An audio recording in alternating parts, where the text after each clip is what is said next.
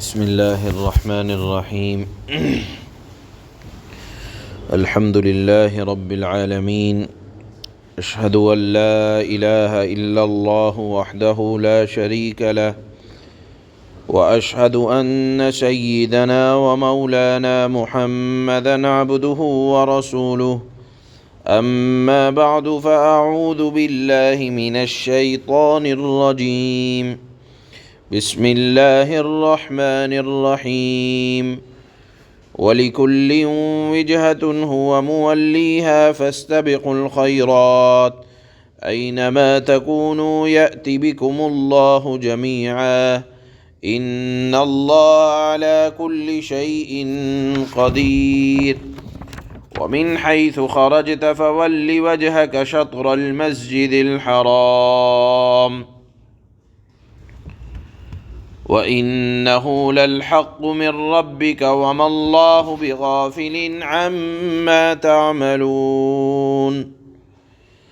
صدق اللہ مولانا العلی العظیم۔ یہ دو آیتیں ہیں، دو آیتوں میں الگ الگ دو مضمون ہیں۔ پہلی آیت کا جو مضمون ہے وہ یہ ہے کہ جو لوگ قبلے کی تبدیلی پر اعتراض کر رہے ہیں کہ بیت المقدس کیوں ہو گیا، بیت المقدس سے کعبہ کیوں ہو گیا، تو جو لوگ اعتراض کر رہے ہیں ان پر حجت تمام ہو جائے۔ مسلمانوں کو اللہ نے یہ ہدایت جاری کی کہ ہر مذہب کے لوگوں نے اپنے اپنے زمانے میں اپنے اپنے قبلے الگ بنا رکھے تھے، اور تمہارے لیے یہ ممکن نہیں ہے کہ دنیا میں سب کو ایک قبلے پر جمع کر سکو، لہذا اب قبلے کی تبدیلی کے بحث کو موضوع نہ بناؤ کہ اسی میں اٹکے رہو، بلکہ تمہارا کام یہ ہونا چاہیے کہ اس بحث کو میں پڑھنے کے بجائے فاستبقوا الخیرات، تمہیں اپنے کام میں لگ جانا چاہیے۔ کام کیا ہے؟ کہ تم خیر کے کاموں میں ایک دوسرے کے، نیکی کے کاموں میں ایک دوسرے سے آگے بڑھنے کی کوشش کرو کہ ہمارے نامہ اعمال میں زیادہ سے زیادہ نیکی جمع ہو جائے، اور اس میں ایک دوسرے سے آگے بڑھنے کی کوشش کرو۔ بحث و مباحثے میں کہ ایسا کیوں ہو گیا، اس سے کوئی فائدہ ہونے والا نہیں ہے۔ اب رہ گئی بات یہ کہ نیکی کس کو کہا جاتا ہے؟ نیکی کہا جاتا ہے ہر وہ کام جو شریعت کے اندر مطلوب ہو، جس کو اللہ نے کرنے کا حکم دیا اور وہ نیک نیتی کے ساتھ کیا جائے۔ مثال کے طور پر شریعت میں حکم یہ ہے کہ کچھ عبادتیں ہیں جو مقصود بالذات ہیں، اپنی ذات کے اعتبار سے مقصود ہیں، نماز ہے، روزہ ہے، زکوٰۃ ہے، حج ہے، نیک اعمال صالحہ ہیں۔ اسی طرح سے خلق خدا، اللہ کی مخلوق کی خدمت کرنا، یہ وہ تمام کام ہیں جو مقصود ہیں۔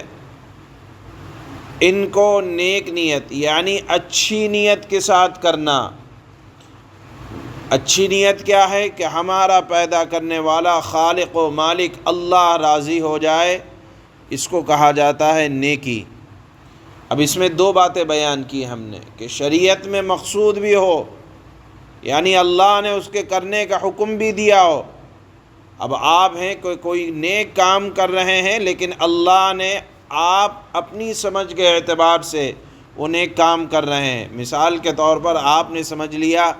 کہ جس گھر میں انتقال ہو جائے اس گھر میں 10 دن کے بعد ہمیں دعوت کرنی ہے، 40 دن کے بعد دعوت کرنی ہے۔ یہ آپ کی سمجھ کے اعتبار سے نیک کام ہو سکتا ہے، اللہ نے اس کے کرنے کا حکم نہیں دیا، تو یہ نیکی میں شمار نہیں ہوگا۔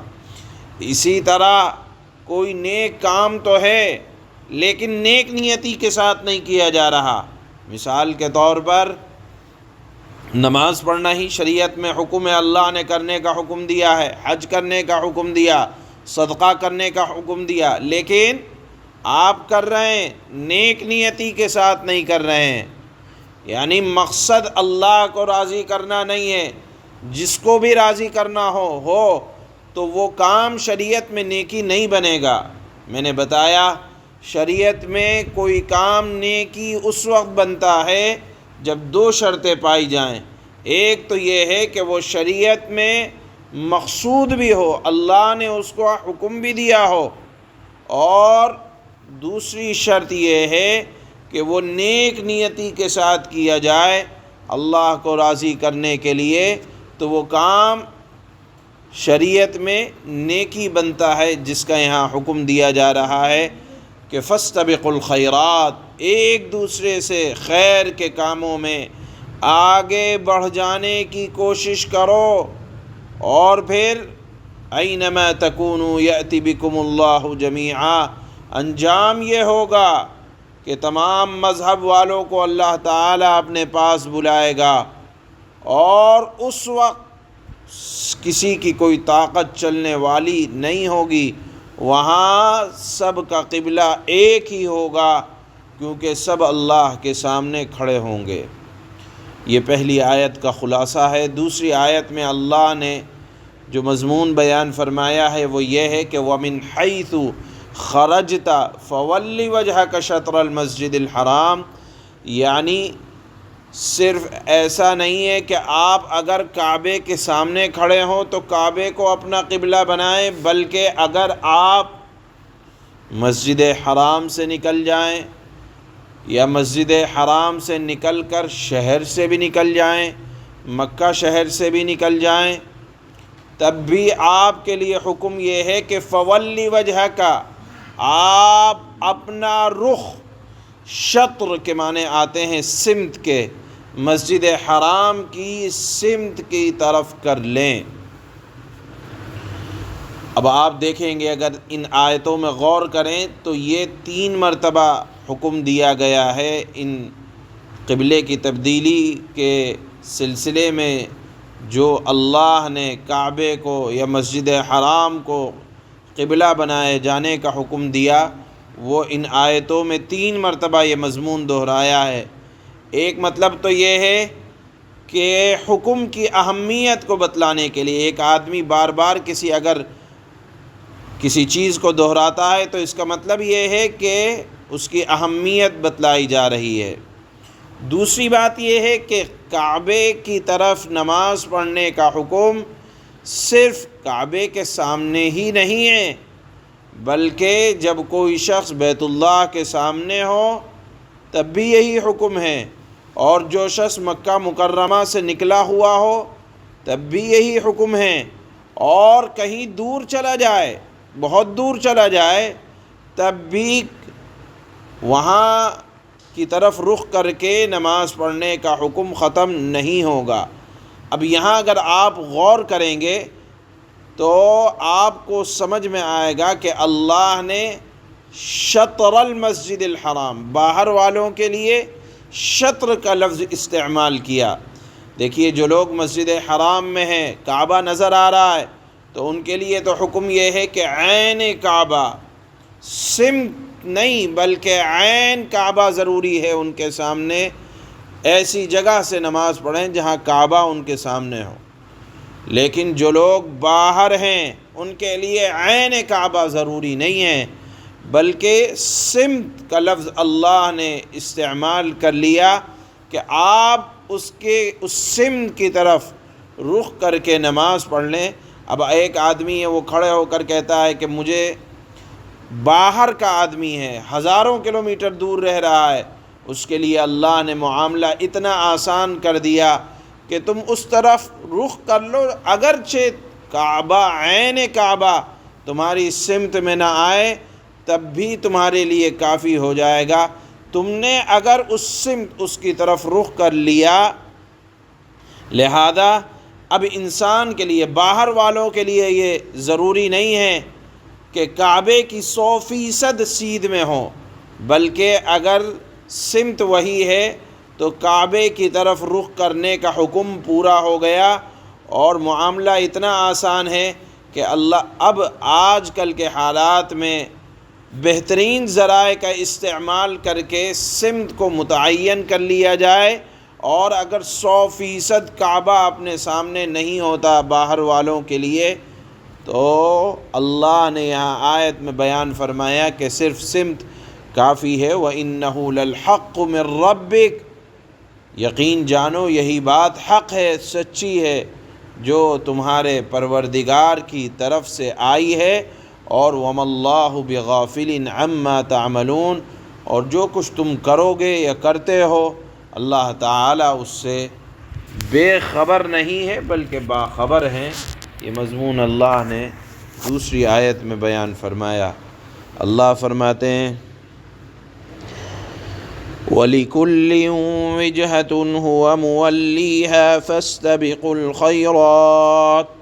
أَيْنَمَا تَكُونُوا يَأْتِ بِكُمُ اللَّهُ جَمِيعًا إِنَّ اللَّهَ عَلَى كُلِّ شَيْءٍ قَدِيرٌ، اور